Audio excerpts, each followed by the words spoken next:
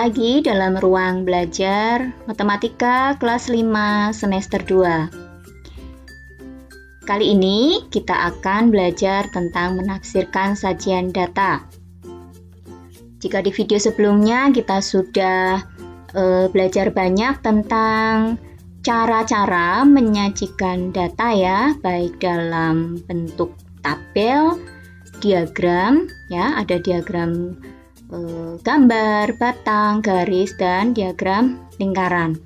Nah, di video ini kita akan belajar menafsirkan sajian data. Artinya, kita akan belajar menemukan informasi-informasi yang tidak muncul dalam sajian data. Jika kalian tertarik atau memang berguna video ini, silahkan bisa di komen ya, atau bisa di subscribe dan di share. Kita pelajari tentang apa saja ya. Yang akan kita pelajari ada data tertinggi dan terendah, jumlah data, dan selisih antar data.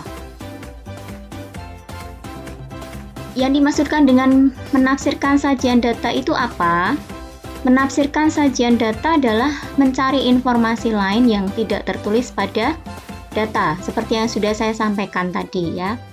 Nah, data yang telah disajikan dalam bentuk tabel atau diagram, itu banyak sekali informasi-informasi lain yang bisa kita peroleh. Antara lain, tadi ya, data tertinggi dan terendah, jumlah data, dan selisih antar data. Sebenarnya kita bisa mencari hal yang lain lagi, misalnya nilai yang paling sering muncul, nilai tengahnya atau rata-ratanya, kemudian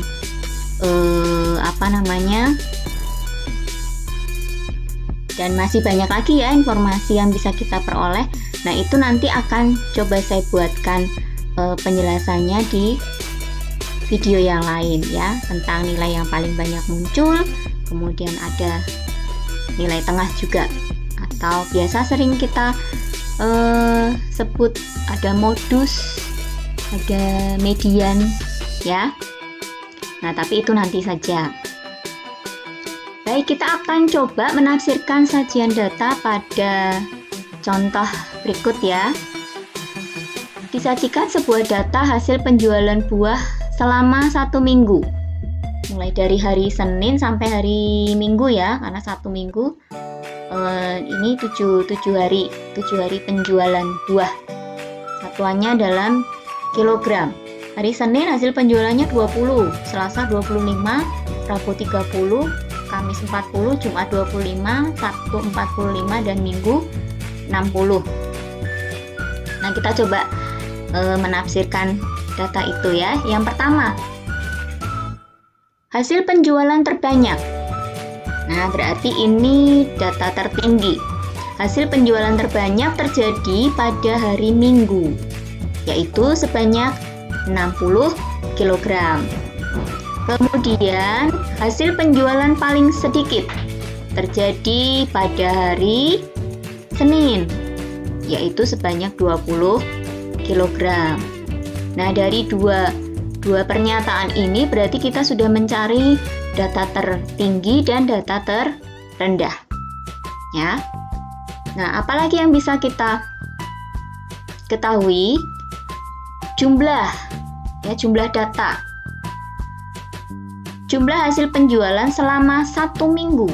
Nah, berarti kita harus menghitung hasil penjualan dari hari Senin sampai hari Minggu. Kita jumlahkan. Ternyata jumlah hasil penjualan selama 1 minggu adalah 245 kg. Ya.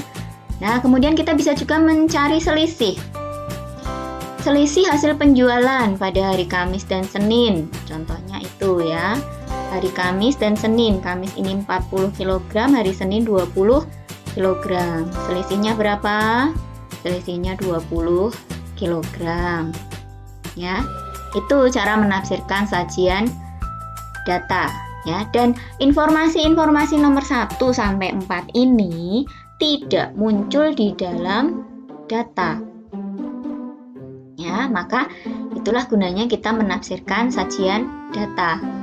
Ya, mencari nilai yang tertinggi, nilai yang terendah, kemudian bisa mengetahui jumlah, lalu selisih.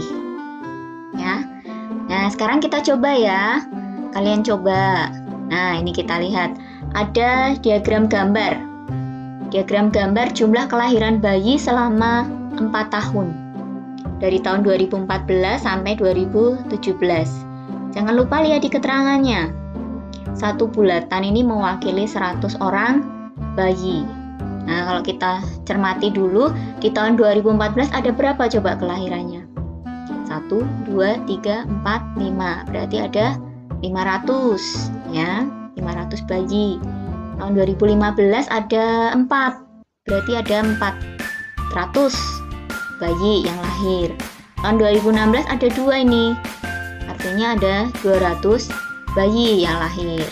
Tahun 2017 1, 2, 3, 4, 5, 6, 7. Berarti ada 700 bayi yang lahir.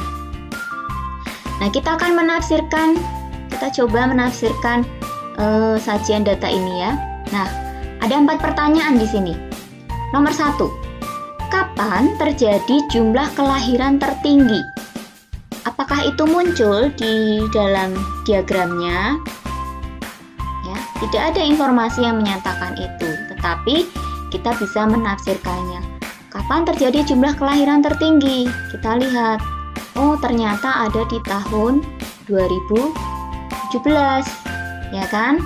Nah, berarti jumlah kelahiran tertinggi terjadi pada tahun 2017, yaitu 700 bayi.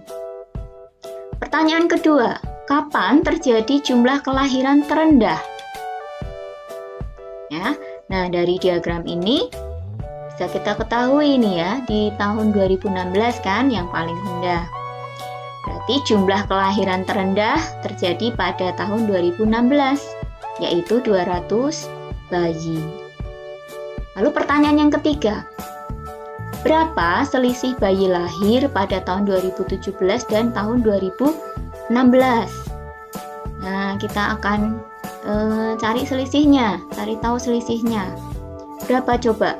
Tadi yang 2017 700 bayi, yang 2016 200 bayi. Berarti selisihnya 700 kurangi 200. Iya, betul. Ada 500 bayi. Ya. Untuk nomor 3, selisih banyak bayi yang lahir pada tahun 2017 dan 2016 adalah 500 bayi. Pertanyaan keempat, berapa jumlah kelahiran selama 4 tahun? Nah, dalam diagram juga tidak muncul kan? Tidak langsung ada di sini berapa jumlah kelahirannya. Tapi dengan menafsirkan data kita bisa tahu informasi jumlah kelahiran selama 4 tahun. Nah, itu kita jumlahkan. 2014 tadi 500. Kemudian yang 2015 400. Ini 200, yang 2016 dan terakhir 700 ya. Jumlah kelahiran keseluruhan selama 4 tahun ada 1.800 bayi. Ya, 500 tambah 400 tambah 200 tambah 700. Nah, seperti itu cara menafsirkan sajian data. Ya. Semoga bisa membantu kalian ya untuk belajar menafsirkan sajian data. Baik, itu tadi materi tentang cara menafsirkan sajian data. Nah, kalau misalnya ada yang belum jelas, boleh kalian tanyakan di kolom komentar ya. Nah, saya tunggu. Terima kasih untuk perhatiannya. Kita tunggu video yang selanjutnya ya, supaya bisa membantu kalian untuk belajar. Terima kasih.